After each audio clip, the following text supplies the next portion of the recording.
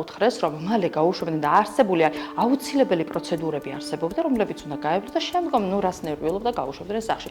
ამასობაში, როგორც ნიკოლოზმა არაერთხელ განაცხადა უკვე სასამართლოზე, აყენებდნენ სიტყვიერ შეურაცხყოფას, ფიზიკურად ნიშნებზე უკეთებდნენ აქცენტს, მასხარა, რიჟიკა ამ ფორმით გამოიყენებოდა მის მიმართ, რაც მოგეხსენებათ, რომ ეს დამამცირებელი დამოკიდებულება გარკვეულწილად ადამიანზე ფსიქოლოგიურ გავლენასაც ახდენს. ვთხოვე კიდევ უფრო დაწვრილებით მოეყოლა და მიყვება, რომ ეცი რა არის ნინო, რაღაც პარკებზე მომაწერინეს ხელი. რა თქმა უნდა, ნიკოლოზ კაციამ არ იცის რა არის ეს რაღაც პარკი, მაგრამ უკვე როდესაც ავახწერინე თუ რა პარკს გულისხმობდა, რა ფორმა ჰქონდა, იქ ჰქონდა თუ არა გამოსახულება, უკვე მე მივხვდი, რომ ეს იყო სპეცპაკეტები, რომელშიც უკვე საგამოძიებო მოქმედებისას თუ რაიმე უკანონო ნივთის მოპოვება ხდება, ან რაიმე მტკიცებულების მოპოვება იდება ამ პაკეტში, ხდება მისი დალუქვა და შემდგომ მტკიცებულებად გამოყენება.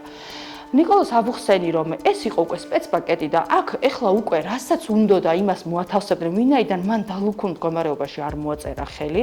მოვითხოვე გამონძიებელთან გასაუბრება, რაზეც მიპასუხეს, რომ იმ დროს იმ შენობაში არავინ არ იმყოფებოდა. ანუ სახლში ეძინათ მშვიდად უკვე იმ პირებს, რომლებმაც ჩაატარეს ნიკა კაციას პირადი ჩხრეკა და შესაბამისად დაკავება. შემდგომ უკვე საღამოს წარუდგინეს ბრალი და ნიკამ გაიგო უკვე უშუალოდ პოლიციელისგან და ჩემგან, რომ მას ედავებოდნენ კოკაინის უკანონო შეძენა შენობას.